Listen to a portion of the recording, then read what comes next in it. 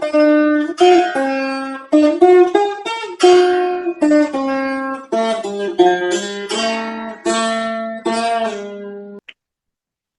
నమ శాంతాయ దివ్యాయ సత్యధర్మస్వరూపిణే స్వానందామృతతృప్తాయ సుందరాయ నమో నమః.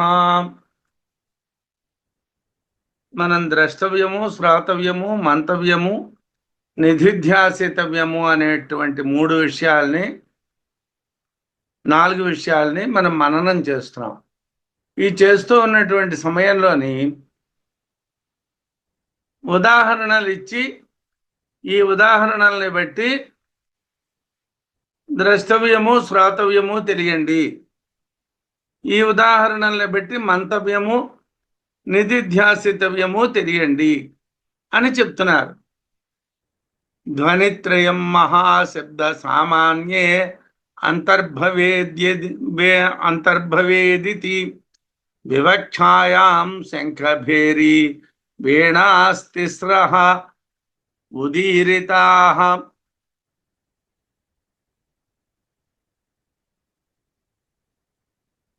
ధ్వనిత్రయం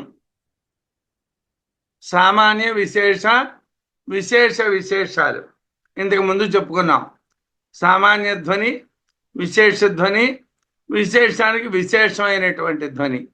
3 ధ్వనులు కూడా మహాశబ్ద సామాన్యే, మహాశబ్దము యొక్క సామాన్యమునందు అంతర్భవేదితి అంతర్భవించును అని వివక్షాయాం చెప్పుట కొరకు శంఖ భేరీ వీణా తిస్రః, శంఖము, భేరి, వీణ అనే 3 ఉదీరితా చెప్పబడినవి. లోకంలో శబ్దం పుడుతున్నది, ఆ శబ్దం చాలా విశేషంగా వినిపిస్తున్నది, దాంట్లో కూడా కొన్ని తేడాలు కనిపిస్తున్నాయి. ఇవన్నీ జరుగుతున్నాయి కదండి. అలాగే ఆత్మ నుండి ఈ జగత్తును తెలియండి.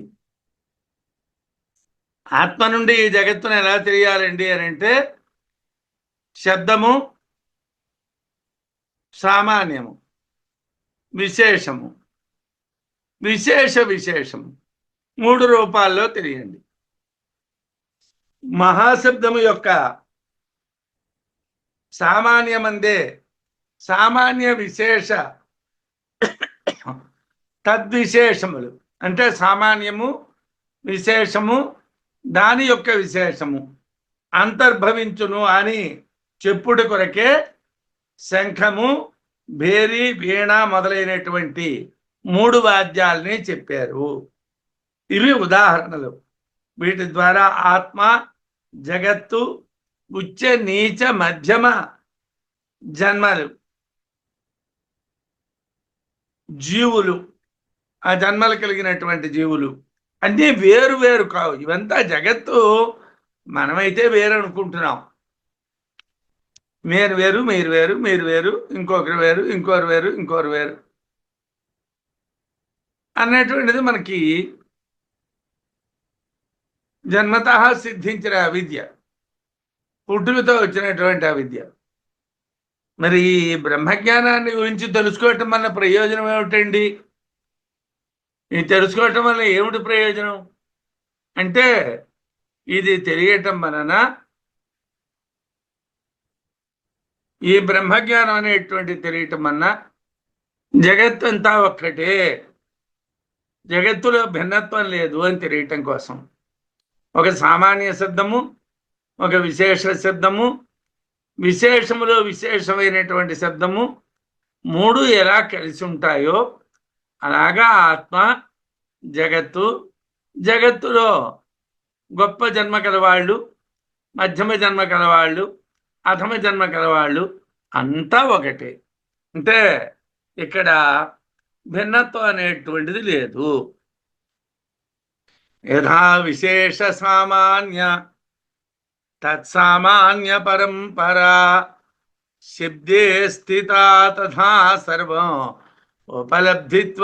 ఉపలబ్ధిస్తమీక్షతే. ఏమండి, యథా ఏ విధముగా విశేష సామాన్య తత్సామాన్య పరంపర విశేషము, సామాన్యము, సామాన్యము కన్నా సామాన్యమైనటువంటిది. ఆ పరంపర శబ్దే స్థిత, శబ్దమునందు ఉన్నటువంటిది. తథా, ఆ విధముగానే సర్వం సమస్తము ఉపలబ్ధిస్థం, తెలియబడుచున్న దాని ఎందే ఏక్షతే, చూడబడుచున్నది. ఎక్కడో నువ్వు పరమాత్మ నేను చూస్తాను, నాకు పరమాత్మ కనిపిస్తాడేమో ప్రయత్నం చేస్తున్నాను, ఇంకా నాకు పరమాత్మ అనుగ్రహం కలగలేదు అంటే మన అజ్ఞానం, అది అంతకన్నా మరేం లేదు. దురదృష్టవశాత్తు మన అజ్ఞానంలో ఉండడం వలన ఇంకా ఎప్పుడో పరమాత్మ సాక్షాత్కారం అవుతుంది, పరమాత్మ సాక్షాత్కరించిన తర్వాతను నేను అనుకున్నవన్నీ జరుగుతాయి అన్న భ్రాంతిలో ఉంటాం. విశేషము, సామాన్యము, ఆ సామాన్యము యొక్క పరంపర శబ్దమునందున్నది ఏ విధంగా తెలియబడుతున్నదో అదే విధంగా అనేక విధాలైనటువంటి విశేషమైనటువంటి పుట్టుకలు కలిగినటువంటి జీవులు, ఆ జీవులతో కూడినటువంటి జగత్తు, దానికి కారణమైనటువంటి ఆత్మ తెలియాలి. ఇక్కడ కనిపిస్తున్న దాని ద్వారా కనిపించినటువంటి ఆత్మను తెలియాలి. మనకు ఆత్మ కనిపించడం లేదు, జగత్తు ద్వారా ఆత్మని తెలియాలి.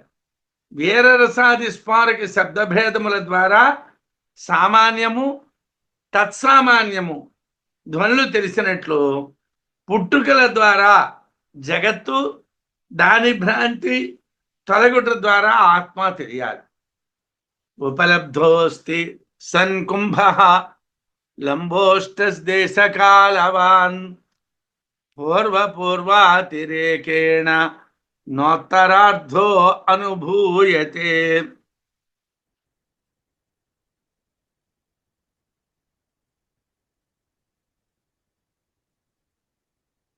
ఉపలబ్ధ అస్తి, ఉపలబ్ధ అంటే కనిపించుచున్నది, సన్ అంటే అయినప్పటికీ, కుంభ కొండ, లంబోష్ట వేలాడుతూ ఉన్న మూతి కలిగినటువంటిది, మూత కలిగినటువంటిది, దేశకాలవాన్ దేశకాలములచే వేరువేరుగా కనిపిస్తూ ఉన్నటువంటిది, అస్థి ఉన్నది. పూర్వపూర్వాతిరేకేణ ముందు ముందు వాటికన్నా వేరుగా, ఉత్తరార్థ తరువాత తరువాత అర్థములు నా అనుభూయతే అనుభవింపబడడం లేదు. ప్రత్యక్షంగా కొండ ఉంది, మోత ఉంది, ఒక ప్రదేశంలో ఉంది, ఒక సమయంలో ఉంది. ఇవాళ చూసాం, మధ్యాహ్నం 12 గంటలప్పుడు చూసాం కొండ ఉన్నది, ఇంట్లో చూసాం కొండ ఉన్నది, మూత వేసి కొండ ఉన్నది చూసాం, కొండ ఉన్నది, ఇదంతా చూసాం. ఒకచోట మనం చూసినప్పుడు మూతతో కూడి ఉన్నది, విషయ పరిచ్ఛిన్నత్వం లేదు, ఇలా వేరువేరుగా తెలియబడుటలేదు. ఏమండి కొండ ఉన్నదా అని అడిగారు అనుకోండి, ఆ ఉన్నదండి అన్నాం. కొండ ఉన్నదండి, మూతతో ఉన్నదండి, మధ్యాహ్నం 2 గంటలప్పుడు ఉన్నదండి, వంటింట్లో ఉన్నదండి అని అనం. కొండ ఉన్నది. అలాగే వేరువేరు అర్థాలు వేరువేరుగా తెలియబడవు. ఒక చోట మనం చూసినప్పుడు మూతతో కూడినటువంటి కొండే, అది విషయ పరిచ్ఛిన్నత్వం లేదు, విషయాలు వేరువేరుగా లేవు. అలాగే ఆత్మ ఉంది. మనం చూసినటువంటి పుట్టుకలు కలిగినటువంటి జీవులలో, మనం చూసినటువంటి కాలంలో, మనం ఉన్న చోట, మనం ఉన్న జగత్తులో వేరువేరుగా ఏమీ లేదు. ఆత్మ అంతటా ఉన్నది, ఆత్మ ప్రతి చోట ఉన్నది. ఇదే పురాణాలు చెప్తాయి. పురాణాల్లో వేదాంతార్థమే చెప్తారు. నాన్న పరిచ్ఛిన్నంగా పరమాత్మ లేడు, అంతా ఉన్న పరమాత్మ స్తంభంలో కూడా ఉన్నాడన్నాడు. పరమాత్మకి దేశకాల పరిచ్ఛిన్నత్వం లేదు. ఏమండి, పరమాత్మకి వస్తు పరిచ్ఛిన్నత్వం లేదు. పరమాత్మ ఎప్పుడూ అలాగే ఉంటాడు. అన్ని చోట్ల ఉంటాడు, అన్ని కాలాల్లోనే ఉంటాడు. అంటే ఆత్మ విచారణలో అంతటా ఆత్మ ఉంది, ఎప్పుడూ ఆత్మ ఉంది. ఆత్మ లేని సమయం కానీ ఆత్మ లేని ప్రదేశం కానీ లేదు. ఏవం చిదన్వయాత్ సర్వం చిదధ్యస్తం తథా సతి చిదాత్మైవ అస్య సర్వస్య తాత్వికం రూపమీక్ష్యతాం. ఏవం ఈ విధముగా చిదన్వయాత్ చిత్తుతో అన్వయం చేస్తూ ఉండడం వలన సర్వం సమస్తము చిదధ్యస్తం చిత్తునందే ఆరోపించబడినది. యథార్థంగా వేరే లేదండి, అంతా చిత్తే, దాని ఎందే ఆరోపణ. తథాసతి ఆ విధంగా ఉండగా అస్య ఈ సర్వస్య జగత్తునకు, ఈ సమస్తమైనటువంటి జగత్తునకు చిదాత్మ ఏష చిత్తే ఆత్మ అవుతున్నది. అందువలన తాత్వికం రూపం, తత్వ సంబంధ రూపము ఈక్ష్యతాం చూడదగి ఉన్నది, దర్శింపదగి ఉన్నది. మనం పరమాత్మ పరమాత్మ పరమాత్మ అంటే విష్ణుమూర్తి రూపంలో ఉన్నాడా, ఈశ్వరుడు రూపంలో ఉన్నాడా, సుబ్రహ్మణ్య స్వామి రూపంలో ఉన్నాడా, రాముడు రూపంలో ఉన్నాడా, కృష్ణుడు రూపంలో ఉన్నాడా చూడడం కాదు, తత్వాన్ని చూడాలి. రామతత్వం అయినా, కృష్ణతత్వం అయినా, హనుమతత్వం అయినా, సుబ్రహ్మణ్య తత్వం అయినా తత్వాన్ని దర్శించాలి. ఇప్పుడు దురదృష్టవశాత్తు మనం కథలు మాట్లాడుకుంటున్నాం, ఏదో ఒకటి తీసుకుంటాం, ఆ కథను చెప్పుకుంటున్నాం. అసలు అది ఏ తత్వాన్ని చెప్తున్నది? సర్వత్రా నిండి ఉన్నటువంటి పరమాత్మ తత్వాన్ని చెప్తున్నదా లేదా అది చూడాలి. ఏమండి, పైన చెప్పినటువంటి దృష్టాంత విధంగా, ఉదాహరణ విధంగా చిత్తు అన్వయించబడటం వలన అంతా చిత్తునందు ఆరోపితమే అగును. ఆ విధంగా ఉండగా జగత్తంతటికి చిత్తే ఆత్మయని తత్వదర్శనం చెయ్యాలి. మనం జగత్తంతటికి చిత్తే ఆత్మ అని తత్వదర్శనం చెయ్యాలి. చిత్తు కన్నా వేరొకటి లేకపోవటం చేత జగత్తు చిత్తునందు జరుగుతున్నటువంటి ఆరోపణ మాత్రమే, జగత్తు అనేటువంటిది ఆరోపణ మాత్రమే. ఇదే తాత్విక దృష్టి. అంటే మనం తత్వదర్శనం చెయ్యాలి. సాధారణంగా వాడు తాత్వికుడు అంటాం, అంటే వాడికి తత్వం తెలుసు. వాడు కథకుడు అంటాం, వాడి కథ తెలుసు. కథలు తెలిసినటువంటి వాడు తత్వజ్ఞానం చెప్పలేరు. నేను రామాయణం చదువుకున్నానండి అంటే రామాయణం చెప్పలేవు. రామాయణంలో ఉన్నటువంటి అంతరార్థం తెలియాలి. భాగవతం చదువుకున్నానంటే భాగవతం చెప్పలేవు. భాగవతంలో ఉన్న అంతరార్థం తెలియాలి. అది తెలియాలంటే రెండు తెలియాలి. ఏమిటి తెలియాలి? అవతల పరమాత్మ యొక్క తత్వం తెలియాలి, అవతల జగత్తు యొక్క ఆరోపణ తెలియాలి. ఈ ఆరోపణ యందు ఈ ఆరోపణ ఆ తత్వమునందు ఎలా జరుగుతున్నది, ఆ ఆరోపణని ఎలా పోగొట్టడం అన్నది తెలియాలి. వేదాంత పరిజ్ఞానం లేకుండా, వేదాంత పరిజ్ఞానాన్ని అన్వయం చెయ్యకుండా పురాణాలు చెప్పలేము, ఇతిహాసాలు చెప్పలేము, ఏ కథ చెప్పలేము. స్థితికాలే యథా ఐక్యాత్మ్య శక్యతే జ్ఞాతుమంజసా యథోక్త న్యాయతః తద్వత్ ఉత్పత్తావపి శక్యతే. ఏమండి, మీరేదో ఉన్నటువంటి దానికి వేదాంతానికి అన్వయం చేస్తున్నారండి. అది పుట్టినప్పుడు ఇది వేరు అది వేరు కాదా అండి? ఆత్మ వేరు జగత్తు వేరు కాదా? సృష్టి కాలంలో రెండు ఒకటేనా? మీరు స్థితి కాలంలో రెండు ఒకటే అంటున్నారు. సృష్టి కాలంలో సంగతి ఏమిటండి? యథా ఏ విధముగా స్థితి కాలే జగత్తు ఉన్నది అనేటువంటి అవస్థ యందు ఐక్యాత్మ్యం, ఐకాత్మ్యం అంటే ఏకాత్మ భావము అంజసా జ్ఞాపం శక్యతే, శీఘ్రముగా తెలియుటకు సమర్థం అవుతున్నాదో తద్వత్ అదే విధంగా యథోక్త న్యాయత సామాన్య విశేష తద్విశేష దృష్టాంతమును దర్శించి సామాన్యాన్ని విశేషాన్ని దాని విశేషం అనేటువంటి ఉదాహరణల్ని చూసి ఉత్పత్తవు అపి సృష్టి జరుగునప్పుడు కూడా ఐకాత్మ్యం జ్ఞాతం శక్యతే ఏకాత్మ భావము తెలియటకు శక్యమగును. శబ్దం పుట్టినప్పుడు దాంట్లో విశేషాలు ఉన్నాయి, విశేషాలు ఉన్నాయి. శబ్దం పుట్టిన తర్వాత ఈ శబ్దము సామాన్యము, ఈ శబ్దము విశేషము, ఈ శబ్దము విశేషము అని ఎవరు వాయించలే. శబ్దం వాడు వాయించడం ప్రారంభించాడు, దాంట్లోంచి శబ్దం రావటం ప్రారంభించిన దగ్గర నుంచి అనేక రకాలైనటువంటి విశేషాలు వచ్చాయి. అలాగే ఆత్మ నుండి జగత్తు వచ్చింది, జగత్తు నుండి సృష్టి వచ్చింది. ఆ ప్రారంభంలోనే ఉన్నది, అక్కడే ఉన్నది. బాధ్య విశేషమైనంతటి ధ్వనులను గుర్తించేటువంటి విధంగానే స్థితి దశలో చిత్తుతో జగత్తుకు ఏకాత్మ భావం తెలుస్తున్నది.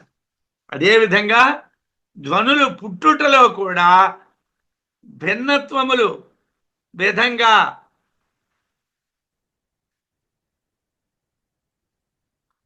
ఏ భిన్నత్వము లేని విధంగా, అంటే ఒకే రకమైనటువంటి సామాన్య శబ్దము, విశేష శబ్దము, విశేష శబ్దము ఒకే రకంగా పనిచేసినట్టుగా ఆత్మ జగత్తునందరి సృష్టి అంతా కూడా సృష్టి జరిగినటువంటి దశలో కూడా గుర్తించాలి. ఇవన్నీ ఆరోపణలు మాత్రమే. సృష్టి ఆరోపణే, స్థితి ఆరోపణే. ధోమార్చి విస్ఫులింగాది విభాగ జననాత్ పురా అగ్నిరేవ ధోమాద్యా తథైకాప్యంజనే పురా. ఏమండి, ఐకాత్మ్యం అంటున్నారు, అంతా ఒకటే అంటున్నారు. ఎలా సాధ్యం అండి? ఎలా చెప్తామండి? ధోమ అర్చి విస్ఫులింగాది విభాగ జననాత్ పురా. పొగ, ధూమం అంటే పొగ, అర్చి అంటే జ్వాలలు, మంటలు, విస్ఫులింగములు అంటే మిణుగురుడు. జననాత్ అవి పుట్టక ముందు అగ్ని ఏవా, అగ్నే ఉన్నది, నిప్పే ఉంది. నిప్పు నుంచే పొగ వచ్చింది, నిప్పు నుంచే మంటలు వచ్చాయి, నిప్పు నుంచే మిణుగురులు వచ్చాయి. నా ధూమాద్యాహ, మొట్టమొదట పొగ లేదు, మొట్టమొదట పొగ లేదు, మొట్టమొదట మంటలు లేవు, మొట్టమొదట మిణుగుర్లు లేవు. తథా అదే విధంగా జనేపుర సృష్టికి ముందు ఐకాత్మ్యం ఒక్క ఆత్మే ఉన్నది, ఆత్మ ఒక్కటే ఉన్నది. పొగలు, మంటలు, మిడుగురులు లేకముందు అగ్ని ఒక్కటే ఉంది, పొగ మొదలగునటువంటివి ఏవీ లేవు. అదేవిధంగా జగత్తు, లోకములు, పుట్టుకలు లేకముందు ఆత్మ ఒక్కటే ఉన్నది. జగత్తు లేదు, లోకాలు లేవు, పుట్టుకలు లేవు, కానీ అప్పటికి ఆత్మ ఉన్నది. అగ్ని ఉన్నది, అగ్ని నుంచి అవన్నీ ఎలా వచ్చాయో ఆత్మ ఉన్నది, ఆత్మ నుంచే ఇవన్నీ వచ్చాయి. స్వార్థ సాధన యత్నాదీన్ అనపేక్ష్య యథా సృజేత్ ధూమాదీన్ హుతభుక్ తద్వత్ రుగాదీన్ ప్రత్యగీశ్వర. ఏమండి, ఇవాళ చదువుకుంటున్నాం, ఏదో కొద్దిగా చదువుకుంటున్నాం. ఎందుకు కొద్దిగా అన్నానంటే, మనం చదివినటువంటిది మొత్తం అంతా చదవవలసినటువంటి దాంట్లో ఎంత చదివేవరా అంటే, ఏమో సముద్రంలో నీటి బొట్టంతా. అలా ఎందుకు అనుకుంటున్నారండి? బాగా చదివేరని అనుకోకూడదా? తప్పది. ఎందుకంటే పరమాత్మ నుండి విద్యలు పుట్టే, అనంతమైనటువంటి విద్యలు, కాలం అనంతమైనటువంటిది. ఈ శరీరం మాత్రం అంతం కలిగినటువంటిది. ఏమండి, చదువుకోవాలన్నటువంటి ఆకాంక్ష, విషయ గ్రహణం ఎందు సమర్థత కనీసం 18 ఏళ్ళు వస్తే కానీ సాధ్యం కాదు. అప్పుడు ప్రారంభిస్తే చాలా దృఢమైనటువంటి శరీరం కలవాళ్ళైనా 88 ఏళ్ల వరకు మీరు కష్టపడ్డా మీరు చదివిందంతా కూడా 70 సంవత్సరాలు. ఈ 70 సంవత్సరాల్లో నిద్రాది వ్యవహారంబుల అర్థంబు నిరర్థంబయిచను సని కనీసం 50% ఆఫ్ టైం వేస్ట్ అయిపోతుంది. భోజనానికి, నిద్రకి, ఇతరత్ర కాలకృత్యాలకి వాటి. ఇంకా ఏ లౌకికమైనటువంటి పనులు చెయ్యకుండా మిగిలినటువంటి 10 గంటలో 12 గంటలో మీరు పూర్తిగా విద్యాభ్యాసం మీదే పెడితే 70 సంవత్సరాలు, 70 సంవత్సరాలకి మనకి ఎన్ని రోజులు ఉన్నాయి అంటే 7 మూడు 21, 21,000 రోజులు ఉన్నాయి. ఇంకా 65 రోజులు ఉన్నాయి కదండి. సాధారణంగా మనిషి అయినటువంటి వాడికి ఇతరత్ర వ్యాపకాల వల్ల సంవత్సరంలో ఒక 50-60 రోజులు చదువుకోవటానికి అవకాశం ఉండకపోవచ్చు. పోనీ అవి కూడా వేసేసుకుందాం అనుకుంటే 15 బదులు 50 బదులు 60 బదులు 600 అంటే అంతా కలిపితే 30,000 కన్నా గంటలు ఎక్కువ రావు. 30,000 గంటలు వస్తాయి. 30,000 గంటలు మీకు లభించింది అనుకోండి. గంటకి ఏకాగ్రంగా మీరు ఒక 10 పేజీలు చదవగలిగితే ఎంత చదవగలరండి? 3 లక్షల పేజీలు చదవగలరు. ఒకవేళ నేను లెక్కల మేషన్ గాను, దీనిలో తప్పులు ఉండొచ్చు, అంతా కష్టపడి మనం చదివేస్తే. కానీ ఇంత సాధ్యం కాదు. 3 లక్షల గ్రంథం చదవడం సాధ్యం కాదు. ఒకవేళ చదివినా మనకున్నటువంటి వేదాంగముల యొక్క సంఖ్య అనంతం కాబట్టి 3 లక్షలు అక్కడ ఏం పని చేయదు. ఒక రామాయణమే 24,000 శ్లోకాలు, ఒక యోగ వాసిష్టమే 32,000 శ్లోకాలు, ఒక భాగవతమే 1,00,000 శ్లోకాలు, ఒక స్కంద పురాణమే 80,000 శ్లోకాలు, ఒక భారతమే 1,00,000 శ్లోకాలు. ఇలా ఉంటాయి. ఏం చదివేస్తావు? నేను చదివేశానండి ఏదో సుందరకాండలో ఓ 10 శ్లోకాలు ఎంచుకో రాసుకోవడం. నేను సుందరకాండ కోసం మాట్లాడతాను సార్. నేను బాలకాండలో 10 శ్లోకాలు రాసుకోవడం. నేను బాలకాండ కోసం మాట్లాడతాను సార్. నేను యుద్ధకాండలో 10 శ్లోకాలు. 24,000 శ్లోకాలు అప్పచెప్పగలవా? 32,000 యోగవాసిష్టం చెప్పగలవా? 1,00,000 శ్లోకాలు భారతం చెప్పగలవా? భాగవతం చెప్పగలవా? 80,000 శ్లోకాలు స్కంద పురాణం చెప్పగలవా? ఇతర పురాణాలు 8,000 శ్లోకాలు ఎప్పుడు చదివేస్తావు? ఇవి కాకుండా 4 వేదాలు, 82 పన్నాలు ఒక్కొక్క వేదం. వాటికి వేదాంగాలు తర్కం, వ్యాకరణం, మీమాంస, జ్యోతిషం, కల్పం, నిరుక్తం, ఛందస్సు, ఇవన్నీ ఎన్ని గ్రంథాలు ఎప్పుడు చదివేస్తావు? కాబట్టి ఏమండి, నేను ప్రత్యేగాత్మ ఋగ్వేదాదుల్ని సృజించిందట. అవన్నీ మనం అధ్యయనం చేయడానికి మనకు శక్యం కాదని నేను అనుకుంటాను. వాళ్ళు ఎవరైనా అయిన వాళ్ళు ఉంటే నాకు తెలియదు అనుకోండి. యథా ఏ విధముగా హుతభుక్ అగ్ని స్వార్థ సాధన యత్నాదీన్ అనపేక్ష తన ప్రయోజనం, పొగ,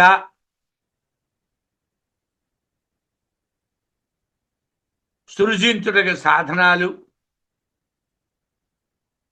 అలాగే వాటిని సృజించే ప్రయత్నాలు కోరకండా. అంటే అగ్నిహోత్రం అనపేక్ష కోరుకోకుండా సృజించును. అగ్నిహోత్రం ఏమంటే పొగని పుట్టిస్తున్నది, దానికి ఏం ప్రయోజనం లేదు. ఏమంటే మంటలు పుట్టిస్తున్నది, దానికి ఏం ప్రయోజనం లేదు.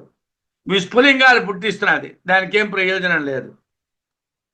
ఆ పొగ కానీ, ఆ మంటలు కానీ, ఆ విస్ఫులింగాలు కానీ పుట్టడానికి ఏ ప్రయత్నము చేయడం లేదు అగ్ని. అలాగే ఏ సాధనాన్ని కూడా ఆశ్రయించడం లేదు. అగ్నికి సాధనాలు లేవు, అగ్నికి ప్రయత్నం లేదు, అగ్నికి ప్రయోజనం లేదు. మూడు లేకుండా అగ్నిహోత్రము వీటిని సృజిస్తున్నారు, వీటిని పుట్టిస్తున్నారు. తద్వత్ అదే విధముగా ఋగాదీన్ రుక్కు మొదలైనటువంటి వాటిని ప్రత్యేక ఈశ్వర ప్రత్యేగాత్మ సృజిస్తున్నారు. యథా హుతభుక్ ధూమాదీన్ సృజతే, అగ్నిహోత్రుడు ఎలాగైతే పొగ మంటలు విస్ఫులింగములు పుట్టిస్తున్నాడో తద్వత అదే విధముగా రుక్కు మొదలైనటువంటి వేదాల్ని ప్రత్యేక ఆత్మే పుట్టిస్తున్నది. అందుకోసం కొన్నాళ్ళ క్రితం, అంటే భారతం కాలం వరకు ఉన్నట్టుగా చెప్తారు. భారత కాలంలో ధౌమ్యుడు అని ఒక మునున్నాడు. ఆయన మహాతపస్వి, పాండవులకి పురోహితుడు. ఆయన దగ్గర శిష్యులు ఉండేవాళ్ళు. ఆయన వాళ్ళకి వేదం చెప్పడం, బల్లె వేయమండం ఏమీ లేదు. వాళ్ళని గురుభక్తి ఎలా ఉన్నదో పరీక్ష చేసేవాడు. వీడు బాగా గురుభక్తి వీడికి ఉన్నది అని అంటే వాడిని ఆశీర్వదించేవాడు. సర్వ విద్యా పటుర్భవ, అన్ని విద్యలు కూడా నీకు కలుగునుగాక అనేవాడు. అంతే, వాడికి వేదాలు వేదాంగాలు శాస్త్రాలు అన్నీ వచ్చేసి. ఆ రోజుల్లో ఇది సాధ్యం. ఇప్పుడు వెళ్ళి వేసుకోవాలి. ఒక ఋగ్వేదంలో ఒక శాఖలో ఓ సంహితో ఓ బ్రాహ్మణమో ఒక ఆరణికమో ఏమండి పదమో క్రమమో చెప్పుకోవటమే కష్టంగా ఉంది. దానికే సమయం సరిపోవడం లేదు. ఎన్ని వేదాలు చదవగలడు? ఆ రోజుల్లో అయితే గురు కటాక్షం ఉంటే చాలు, సర్వ విద్యాపటుర్భవ అంటే వాడికి అన్ని విద్యలు వచ్చేస్తాయి. ఆత్మస్వరూపులు ధౌమ్యుడు అలా చేసేవాడు అని భారతంలో చెప్తారు. ధౌమ్యుడికి ఆ శక్తి ఉండేదని. మిగతా వశిష్ఠాదులకు ఎలాగా ఆ శక్తి ఉన్నారు. యథా ఏ విధముగా హుతభుక్ అగ్ని స్వార్థ సాధన యత్నాదీన్ అనపేక్ష తన ప్రయోజనమైనటువంటి పొగ మంటలు మిడుగురులు మొదలైనటువంటి వాటిని సృజించుటకు సాధనములు, వాటిని సృజించడానికి సాధనాలు, వాటిని సృజించే ప్రయత్నము పారకుండా సృజేత్ పుట్టించునో తద్వత్ అదే విధంగా ప్రత్యేక ఈశ్వర ప్రత్యేకైనటువంటి ఈశ్వరుడు అంటే ఆత్మ ఋగాదీన్ సృజతే రుక్కు మొదలైనటువంటి వేదాల్ని సృజిస్తున్నాడు. అగ్నికి పొగ మిడుగురులు మంటలు కలిగించడానికి ఏ లాభం లేదు. అవి కలిగించడానికి అగ్నికి ఏ సాధనాలు లేవు. అవి కలిగించాలనేటువంటి ప్రయత్నం కూడా అగ్నికి లేదు, కానీ అవి కలుగుతున్నాయి. అదేవిధంగా ప్రత్యేగాత్మ అయినటువంటి ఈశ్వరుడు వేదాలు కల్పిస్తున్నాడు. వేదాలు కల్పించడం వల్ల ఆత్మకు ఏ లాభం లేదు. వేదాలు కల్పించడానికి ఏ సాధనం లేదు. వేదాలు కల్పించే ప్రయత్నం లేదు. కానీ అస్య మహతోర్భూతస్య నిశ్వసితమేవ ఋగ్వేద యజుర్వేద ఇత్యాదిగా అపౌరుషేయ శబ్దాలు సృజించబడ్డాయి అని చెప్తున్నారు. నార్థం బుద్ధ్వా వాక్య సృష్టి కాళిదాసాదివాక్యవతు కింటు శ్వాస ఇవాయత్నాత్ స్యాదతో అపౌరుషేయత. వేదాలు అపౌరుషేయాలు అంటున్నారు ఎందుకండి? ఏ పురుషుడు రాయలేదని అంటున్నారు ఎందుకండి? అంటే కాళిదాసాది వాక్యవతు, కాళిదాసు మొదలైనటువంటి వాళ్ళ వాక్యముల వలె అర్థం బుద్ధ్వా, అర్థ విచారణ చేసే నా వాక్య సృష్టి, వాక్యాలు సృష్టి నా కాదు. అంటే వేదాలు ఏమిటి అర్థమా అని ఆలోచించి రాసినటువంటివి కావు, అవి పరమాత్మ నుండి వాటంతటా వచ్చాయి. ఈ విషయాన్ని భవభూతి కూడా ఉత్తరరామ చరిత్రలో అంటాడు.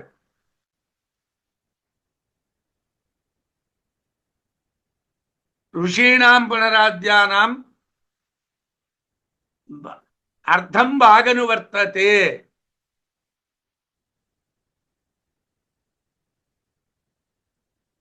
ఋషీణాం పునరాద్యానాం అర్థం బాగను వర్తతే, లౌకికానాం హి సాధూనాం వాచమర్థోనుధావతి. అంటే లోకల్లో ఉండేటువంటి వాళ్ళు ఏదైనా మాట్లాడాలి అంటే ఏమిటి మాట్లాడాలని ఆలోచించుకో మాట్లాడాలి. ఋషులైనటువంటి వాళ్ళు మాట్లాడిన వాటికి అర్థాలు ఉంటాయి. కాళిదాసాదుల యొక్క వాక్యంలాగా వేదం అర్థగ్రహణముతో రాసినటువంటిది కాదు, అలా రాసినటువంటిది కాదు. కింటూ మరేమిటంటే శ్వాస ఇవ నిట్టూర్పు వలె, మనం ఏం ప్రయత్నం చేయకుండానే నిట్టూర్పు వస్తుంది. అయత్నాత్ అప్రయత్నముగా స్యాత్ కలుగుచున్నది. అత అపౌరుషేయత, అందువలన దాన్ని అపౌరుషేయం అంటారు.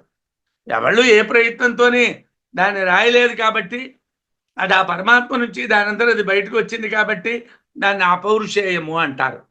కాళిదాసాది కవుల వాక్య సృష్టి అర్థమును అనుసరించి ఉంటుంది. కానీ వేదార్థ విచారణ లేకుండగానే వేద సృష్టి జరుగుతున్నది.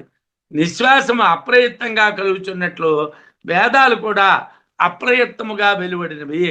అందువలన అవి అపౌరుషేయములు అని చెప్తున్నారు. మంత్రా చతుర్విధా జ్ఞేయా ఋగ్వేదాదిగిరోదిత బ్రాహ్మణం చేతిహాసాది రూపమష్టవిధం భవేత్. ఇక్కడ చిన్న తేడా ఉన్నారు. మలయ శాస్త్రి గారు మొత్తం 8 విధాలు అన్నట్టుగా భావించారు. కానీ మూలంలో బృహదారణ్యకంలో 12 విధాలు చెప్పారు అని దాని తేడా అని చెప్పుకుందాం. ఋగ్వేదాది గిరోదితా, ఋగ్వేదము, యజుర్వేదము, సామవేదము, అధర్మ వేదము అని చెప్పబడినవి మంత్రాహ వేద మంత్రములు చతుర్విధాజ్ఞేయా 4 రకాలుగా చెప్పబడుతున్నారు. వేదం ఒక్కడిగానే ఉండేది. ద్వాపర యుగాంతంలో వ్యాస భగవానుడు వేదాలని విభాగం చేశాడంటారు. అప్పుడు 4గా వేదాలు మారేయి అని అంటారు. బ్రాహ్మణంచ ఇతిహాసాది, బ్రాహ్మణములను ఇతిహాసములు మొదలైనటువంటి రూపం విభాగము కలవి అష్టవిధం భవేత్, 8 రకాలుగా ఉన్నాయి. అది ఏమిటంటే వేద విభాగం 4 రకాలు. ఋగ్వేద, యజుర్వేద, సామవేద, అథర్వాంగిరసములు అంటారు. ఇవి 4 రకాలు. బ్రాహ్మణాలు, ఇతిహాసాలు, పురాణాలు, నాట్యశాస్త్రము, ఉపనిషత్తులు, సూత్రాలు, అనువ్యాఖ్యలు, వ్యాఖ్యలు, ఇవి 8 విధాలు. ఇవన్నీ కూడా నిశ్వసితముల వలె పరమాత్మ నుండి కలిగినటువంటి శబ్ద సృష్టి. అన్నీ పరమాత్మ నుండే కలిగే. పురాణేతిహాసాలు కూడా వేదములందు చెప్పబడినటువంటి పురూరవ ఓర్వశీ సంవాదము, సృష్టి విచారణ మొదలైనటువంటివే కానీ అష్టాదశ పురాణాదులైన కానీ భారత ఇతిహాసాలు కానీ కావు అంటారు. మంత్రంలో 12 విధాలుగా చెప్పారు. పురాణాలంటే మనమేమో స్కంద పురాణం, బ్రహ్మ వైవర్త పురాణం, బ్రహ్మాండ పురాణం, మార్కండేయ పురాణం అంటున్నాం. ఇవి పురాణాలా అంటే వేదాల్లో వీటిని పురాణాలు అందరూ. వేదాల్లోనే ఊర్వశీ సంవాదము మొదలైనటువంటి కథలు ఉంటాయి. ఆ కథల్ని పురాణాలు అంటారు, ఇతిహాసాలు అంటారు. జగత్తు సత్తు నుండి పుట్టిందా, అసత్తు నుండి పుట్టిందా విచారణ వేదంలోనే ఉంటుంది. దాన్ని పురాణం అంటారు. కథల్ని ఇతిహాసములు అంటారు. వేదాల కన్నా వేరైనటువంటి వాటిని వేదాల్లో చెప్పరు. ప్రసిద్ధాశ్చేతిహాసాద్యా ఋగ్వేదాద్యుపబృంహక నిఖిలాపి జగత్ సృష్టి శబ్ద సృష్ట్యా ఉపలభ్యతే. అయితే ఏమండి ఇప్పుడు అష్టాదశ పురాణాలు ఉప పురాణాలు అంటున్నారు, అవి చదవక్కర్లేదా, చదవాలా అంటే ప్రసిద్ధాశ్చ ప్రసిద్ధములైనటువంటి ఇతిహాసాద్య ఇతిహాసములు పురాణాదులు ఋగ్వేదాది ఉపబృంహకా ఋగ్వేదాదుల యందలి అర్థములను విస్తరింపజేస్తాయి. నిఖిల అపి జగత్ సృష్టి సమస్తమైనటువంటి జగత్తు యొక్క సృష్టి శబ్ద సృష్టి చేతనే ఉపలభ్యతే లభిస్తున్నది, శబ్ద ప్రామాణ్యం చేతనే లభిస్తున్నది. ప్రసిద్ధాలైనటువంటి పురాణాలు ఉన్నాయి అంటే శివ పురాణం, విష్ణు పురాణం, విష్ణు ధర్మోత్తర పురాణం, మార్కండేయ పురాణం, స్కంద పురాణం, ఇలా పురాణాలు బోల్డ్ ఉన్నాయి. పద్మ పురాణం, ఇలా పురాణాలు చాలా ఉన్నాయి. ఇన్ని పురాణాలు, భారతాది ఇతిహాసాలు ఉన్నాయి. ఇవన్నీ వేదార్థాలని చెప్పడం కోసం చెప్పినటువంటివే, కథలు చెప్పడానికి చెప్పినటువంటివి కావు. మొత్తంపై జగత్ సృష్టి అంతా కూడా శబ్ద సృష్టి వలననే తెలుస్తుంది. శబ్ద సృష్టి వలనే జగత్ అంతా తెలుస్తుంది. అయితే ఇవాళ పురాణాలు చెప్పినటువంటి వాళ్ళు, ఇతిహాసాలు చెప్పినటువంటి వాళ్ళు కథలే చెప్తున్నారు. రామాయణం చెప్తే రాముడి కోసం, సీత కోసం, మధ్య మధ్యన పరమాచార్యుల వారి కోసం, మధ్య మధ్యన రమణ మహర్షి కోసం, మధ్య మధ్యన వివేకానందుడి కోసం, మధ్య మధ్యన రామకృష్ణ పరమహంస కోసం, మధ్య మధ్యన ఏవో కథలు కాకరకాయలు చెప్తున్నారు. ఇవి కావు. ఎందుకోసం? ఇతిహాస పురాణాభ్యాం వేదం సముపబృంహతే. ఇతిహాస పురాణాల చేత వేదం చెప్పబడాలి అంటే వేదార్థాన్ని చెప్పాలి. రామాయణం చెప్తే వేదార్థం చెప్పాలి, భారతం చెప్తే వేదార్థం చెప్పాలి, భాగవతం చెప్తే వేదాంతార్థం చెప్పాలి. రామాయణం వేదవేద్యే పరేపుంసి వేదం, పంచమ వేదం భారతం, భాగవతం వేదాంత గ్రంథం. ఏ ఇతిహాసమైనా పురాణమైనా వేదార్థాన్ని చెప్పడం కోసమే వాడాలి. అంటే చెప్పిన వాడికి వేదం తెలియాలి. శాస్త్రము చేత వేద శ్రవణమందలి అధికార నిషేధము కలిగిన వాళ్ళు కొంతమంది ఉన్నారు.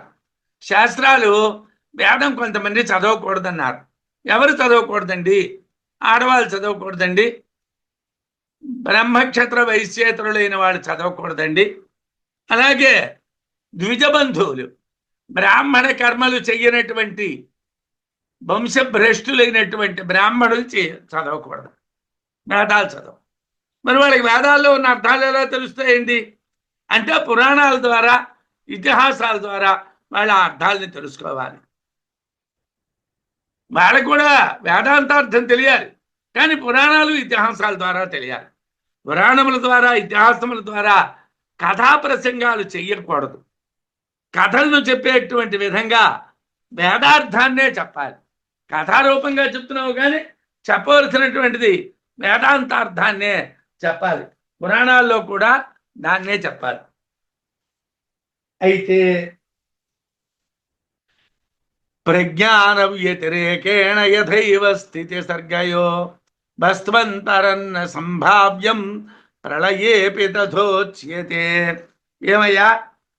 ప్రజ్ఞాన వ్యతిరేకేణ, ప్రజ్ఞానము కన్నా వేరుగా, స్థితి సర్గయో సృష్టి స్థితి దశలలో, వస్త్వంతరం ఆత్మ కన్నా వేరొకటి, యథాన సంభావ్యం ఏవా ఏ విధముగా ఊహించరాదో, తథా అదే విధముగా ప్రళయేపి ప్రళయమునందు కూడా ఆత్మే ఉచ్యతే, ఆత్మే చెప్పబడాలి. అంటే సృష్టి స్థితులలో ఎలాగైతే ఆత్మే కారణం అంటున్నామో, ప్రళయంలో అంటే ఈ జగత్తంతా లీనమైపోవటంలో కూడా ఆత్మే కారణం. జగత్తు సృష్టి స్థితులకు ప్రజ్ఞానము కన్నా వేరు కాని వస్తువు అంటే ఆత్మే కారణం అని చెప్పబడుతున్నారు. లోకంలో జగత్తు సృష్టి స్థితులు ఎలా కలుగుతున్నాయండి అని అంటే ఆత్మ వల్లే కలుగుతున్నాయని చెప్తున్నారు. అదేవిధంగా జగత్తు లీనమవటానికి కూడా ఆత్మ ఎందే అని చెప్పబడుతున్నది. ప్రజ్ఞానం పరబ్రహ్మ అని ఆత్మనే ప్రజ్ఞానము, దానికన్నా వేరొకటి సృష్టి స్థితి లయ కారణం లేదు. సృష్టి కారణము ఆత్మే, స్థితి కారణము ఆత్మే, లయ కారణము ఆత్మే. స్వాభావికాత్యంతికాద్యో స్వాభావికా ఆత్యంతికౌ ద్వౌ ప్రళయో జగతః తయోః స్వాభావికస్యాత్ కల్పాంతే బాధాద్ ఆత్యంతికో మతః. ఏమండి, లేనాన్ని గురించి అలా చెప్తారండి. సృష్టి శబ్దం పుట్టింది, ఆ శబ్దంలోనే ఎలాగైతే విశేషాలు ఉన్నాయో అలాగే జగత్తులో ఉన్నటువంటి సృష్టి ఉన్నదని చెప్పారు. సృష్టి విషయం జగత్తు ఉన్నది, ఆ శబ్దాల్లో ఎలా జగత్తు ఉన్నదో, శబ్దం ఎలాగ అన్ని శబ్దాల్లోనే ఉన్నదో ఆత్మలోనే జగత్తు ఉన్నది అని చెప్పారు. మరి లీనం అవడం ఎలా చెప్తారండి అంటే ప్రళయాలు రెండు రకాలండి. స్వాభావిక ఆత్యంతికో ద్వౌ ప్రళయౌ జగతస్థయో. జగత్తునకు స్వాభావిక ఆత్యంతికం, స్వాభావికము ఆత్యంతికము అన్నవి ద్వౌ రెండు ప్రళయాలు, రెండు ప్రళయాలు ఉన్నాయి. తయోహ వాటి యందు కల్పాంతమందు స్వాభావిక స్యాత్ కాలవశమైనటువంటి స్వాభావిక ప్రళయం కలుగుతుంది. బాధాత్ జ్ఞానము వలన ఆత్యంతిక ప్రళయం కలుగుతుంది. మత అంటే రెండు ప్రళయాలు ఉన్నాయన్నా. ప్రళయము అంటే ఏమిటి? పరమాత్మలో లీనమవడం, ఆత్మలో లీనమవడం. రెండు రకాల ప్రళయాలు ఉన్నాయన్నా. ఏమిటి? స్వాభావిక ప్రళయం అంటే ఇప్పుడు ఒక వస్తువు ఉన్నదనుకోండి, ఆ వస్తువు ఏడాదో, 2 ఏళ్ళు, 3 ఏళ్ళు, 4 ఏళ్ళు, 5 ఏళ్ళు, 10 ఏళ్ళు అయిన తర్వాత పాడైపోతుంది. కాలవశం చేత పాడైపోతుంది. దాన్ని స్వాభావిక లయం అంటారు. ఒక కర్ర ఉన్నది, ఆ కర్ర మనం చోట పెట్టాం, ఓ ఏడాదో, 2 ఏళ్ళు, 3 ఏళ్ళు ఇస్త్రీ పుచ్చిపోతుంది. పుచ్చిపోయి దాంట్లో ఉన్న సారం అంతా పోతుంది, ఆ కర్ర మట్టిలో కలిసిపోతుంది. అలాగే కాలవశమైనటువంటి స్వాభావిక ప్రళయం ఉంటుంది. జగత్తుకు స్వాభావిక ప్రళయం, బాధము చేత జ్ఞానము చేత ఆత్యంతిక ప్రళయం అంటే మళ్ళీ తిరిగి రానటువంటి ప్రళయం ఉంటుంది. రెండు ప్రళయాలు ఉంటాయి. జగత్తులో కాల పరిణామము వలన కలుగు ప్రళయాన్ని స్వాభావికము అంటారు. ఓ 1,00,000 కోట్లు, 5,00,000 కోట్లు, 10,00,000 కోట్లు సంవత్సరాలు అయిన తర్వాత జగత్తు నాశనం అయిపోవడం స్వాభావికమైనటువంటి నాశనం. అయితే మళ్ళీ వస్తుంది. జ్ఞానము వలన కలుగు ప్రళయము అంటే కాలవశం చేత కాకుండా జ్ఞానం చేత కలిగేటువంటి ప్రళయము ఆత్యంతికం, మరి తిరిగి రాదు. విధంగా జగత్తుకు రెండు ప్రళయాలు చెప్పారు. సముద్ర ఖిల్యో దృష్టాంతో క్రమాత్ ప్రళయోర్మతో లీయతే అబ్ధౌ జలం యద్వత్ తదా బ్రహ్మణి తజ్జగతు. ఇక్కడ రెండు ఉదాహరణలు చెప్పారు. రెండు ఉదాహరణల్లో ఒక ఉదాహరణ మననానికి, ఒక ఉదాహరణ నిధిధ్యాసకి చెప్పారు. స్వాభావిక ప్రళయం అన్నటువంటిది మననం, ఆత్యంతిక ప్రళయం అన్నటువంటిది నిధిధ్యాసనం అని విద్యారణ్యుల వారు రెండింటినీ వివరిస్తున్నారు. ప్రళయయోహో రెండు ప్రళయములకు, సముద్రఖిల్యో సముద్రము ఉప్పుగడ్డ, క్రమముగా, దృష్టాంతో మతో ఉదాహరణలు అని చెప్పబడును. అంటే స్వాభావికమైనటువంటి ప్రళయానికి సముద్రం ఉదాహరణ, ఆత్యంతిక ప్రళయానికి ఉప్పుగండ ఉదాహరణ అని చెప్తారు. రెండు ఉదాహరణలు. యద్వత్ ఏ విధముగా అబ్ధౌ సముద్రమందు జలం లీయతే నీరు కలిసిపోవునో తథా ఆ విధముగా తజ్జగత్ ఆ జగత్తు బ్రహ్మమునందు లీయతే కలిసిపో. అంటే సముద్రంలో నీళ్లు కలిసిపోయినట్టుగా బ్రహ్మంలో జగత్తు కలిసిపోతుంది. తజ్జగత్ అని ఎందుకన్నాడండి అంటే బ్రహ్మమునందు ఆరోపించబడినటువంటిదే జగత్. జగత్ అని వేరేగా ఒకటి లేదు, జగత్ అని వేరేగా ఒకటి లేదు కాబట్టి తజ్జగత్ అన్నాడు. ఆ జగత్తు అన్నాడు. ఏది ఆరోపణ రూపమైనటువంటి జగత్తున్నదో అది దాంట్లోనే కలిసిపోతుంది, ఆత్మలోనే కలిసిపోతుంది. స్వాభావిక ప్రళయానికి సముద్రం ఉదాహరణ, ఆత్యంతిక ప్రళయానికి ఉప్పుగడ్డ ఉదాహరణ. సముద్రంలో నీరు కలిసిపోయినట్లు బ్రహ్మమునందు ఉత్పన్నమైనటువంటి జగత్తు బ్రహ్మంలోనే కలిసిపోతుంది. బ్రహ్మం నుండి పుట్టినటువంటి జగత్తు బ్రహ్మంలోనే కలిసిపోతుంది. అయితే ఇది పునరావృత్తి కలిగినటువంటి లయం. ఈ లయంలో ఏమిటి ఇబ్బంది అయ్యా అంటే నీళ్లు వెళ్ళి సముద్రంలో కలిసిపోయాయి, సముద్రంలో ఉండిపోతున్నాయి నీళ్ళన్నీ. అలాగైతే ప్రతి సంవత్సరం వర్షాలు పడ్డప్పుడల్లా సముద్రంలో నీళ్లు పడుతూ ఉంటే అలా సముద్రం పొంగిపోవాలి కదా, ఎందుకు పొంగడం లేదు అంటే సముద్రంలోకి నీరు వెళ్ళిన తర్వాత ఆ నీరు ఆవిరైపోతున్నది వేడికి, తిరిగి అది నీరుగా వర్షం పడుతుంది. యథార్థానికి సముద్రంలో నీరే ఆవిరవుతున్నది, వర్షం పడుతున్నది, సముద్రంలో కలుస్తున్నది. ఆత్మ నుండే జగత్తు ఏర్పడ్డది, జగత్తు ఆత్మలో కలిసిపోయింది. కాబట్టి ఆత్మ వేరు, జగత్తు వేరు కాదు. అలాగే సముద్రం వేరు, నీరు వేరు కాదు. ఎందుకోసం సముద్రంలోనే నీరు ఆవిరి రూపంలో మీదకి వెళ్ళింది, మళ్ళీ అది వర్షం రూపంలో కిందకు వచ్చింది, ఆ సముద్రంలో కలిసిపోయింది. అయితే ఇక్కడ ఏమవుతున్నది, వెళ్తున్నది వస్తున్నది, వెళ్తున్నది వస్తున్నది, వెళ్తున్నది వస్తున్నది, ఎండ్లెస్. ఎందుకోసం ఏడాది వర్షాలు పడ్డాయి, నీళ్లు కలిసాయి, ఎండలు వచ్చాయి, ఆవిరైపోయాయి, మళ్ళీ వర్షాలు పడ్డాయి, మళ్ళీ నీళ్లు వచ్చాయి, మళ్ళీ ఆవిరైపోయాయి. మన అంటే పుడుతున్నాడు చూస్తున్నాడు, పుడుతున్నాడు చూస్తున్నాడు, పుడుతున్నాడు చూస్తున్నాడు. ఈ స్వాభావికమైనటువంటి ప్రళయం వలన చావు పుట్టుకలు ఉన్నాయి. పునరపి మరణం, పునరపి జననం, సంస్కరణం అనేటువంటి విధంగా ఈ స్వాభావిక లయం కలుస్తూ ఉంటుంది, ఆవిరవుతూ ఉంటుంది, వర్షం పడుతూ ఉంటుంది, కలుస్తూ ఉంటుంది, ఆవిరవుతూ ఉంటుంది, వర్షం పడుతుంది. అంటే ఆ నీరు వస్తున్నది, ఆవిరవుతున్నది, వస్తున్నది, ఆవిరవుతున్నది. దాంట్లో కలిగటం వల్ల ప్రయోజనం లేదు కదా, మళ్ళీ రాకుండా ఉండడం లేదు కదా. సాక్షాద్వాధ ప్రణాడ్యాద్వా జలమబ్ధౌ ప్రలీయతే సాక్షాత్ గంగాదికా నద్యః తత్ప్రణాడ్యా జలాంతరం. అయితే ఏమండి స్వాభావిక లయం కూడా రెండు రకాలండి. ఏమిటండి రెండు రకాలు?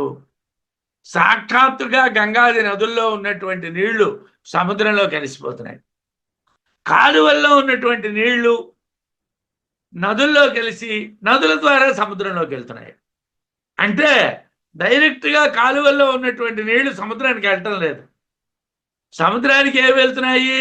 నదుల్లో ఉన్న నీళ్లు వెళ్తున్నాయి. వాటికి ఉన్నటువంటి కాలువల్లో ఉన్నటువంటి నీళ్లు నదుల్లో ప్రవేశించి అప్రత్యక్షంగా సముద్రంలో కలుస్తున్నాయి. సాక్షాద్బాధ సాక్షాత్తుగా కానీ, ప్రణాద్యాద్వా కాలువల ద్వారా కానీ జలం నీరు అబ్ధౌ సముద్రమందు ప్రలీయతే లేనమగును.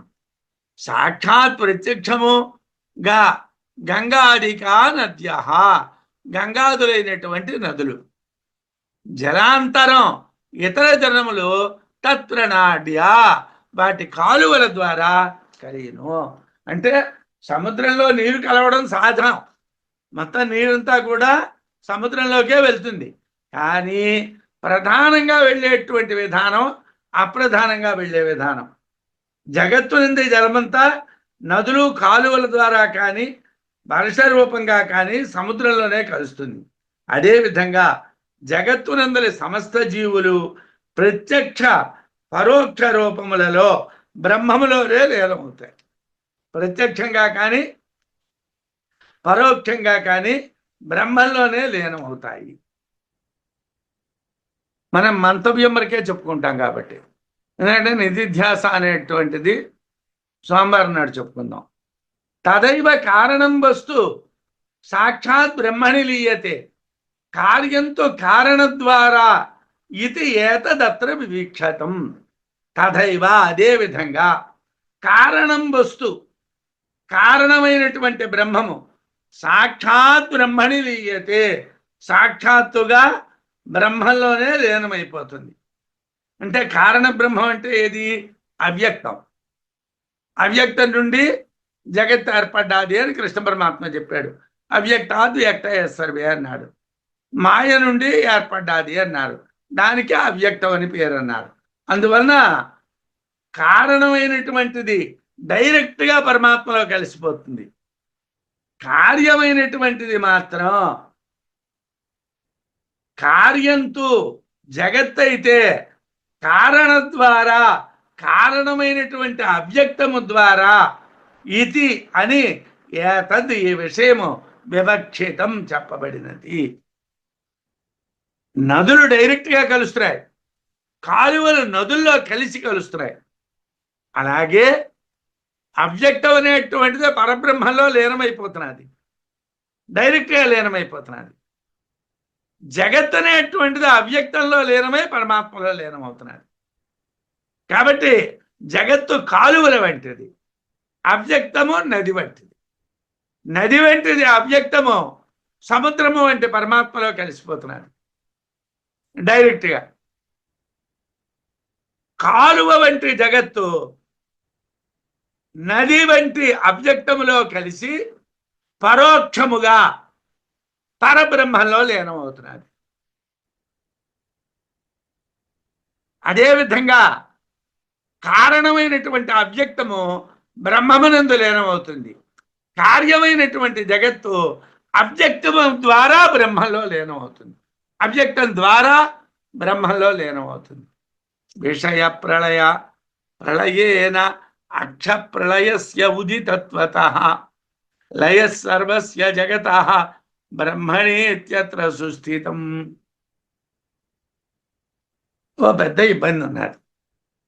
ఏమండి, చెవులు వినిపించడం లేదు. చెవులు అంటామా? వాడికి చెవులు లేవురా అంటాం. కళ్ళు కనిపించడం లేదు, వాడికి కళ్ళు లేవురా అంటాం.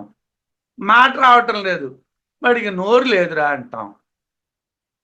అదేమిటండి, నోరు ఉన్నది కదా కానీ మాట లేదు, కళ్ళు ఉన్నాయి కదా కానీ చూపు లేదు, చెవులు ఉన్నాయి కదా కానీ వినపడడం లేదు.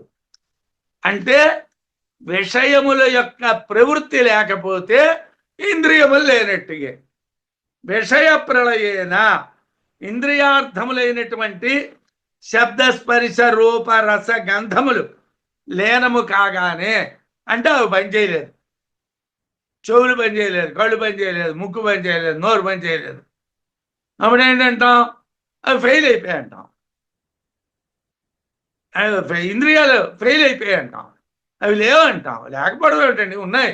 రెండు చెవులు వినిపించని వాడికి ఉన్నాయి, వినిపించిన వాడికి ఉన్నాయి, ఇద్దరికీ ఉన్నాయి.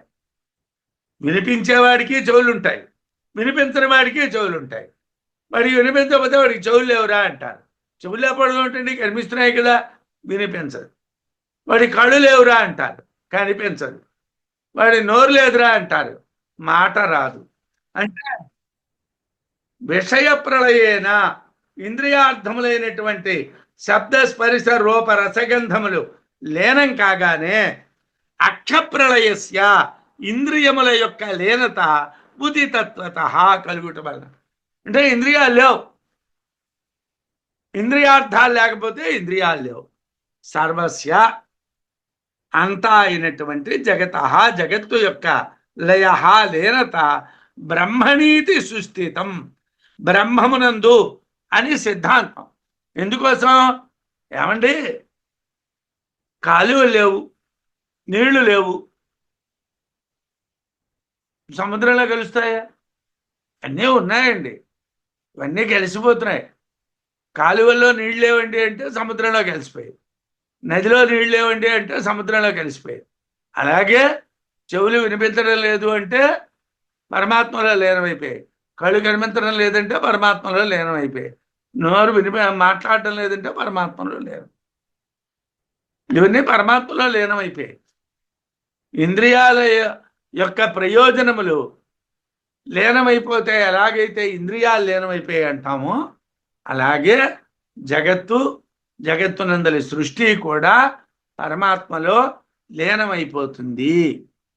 ఇంద్రియార్థములు లీనమైతే ఇంద్రియాలు లీనమైనట్లే ఇక్కడ బ్రహ్మములో సర్వ జగత్తు లీనమవుతుంది.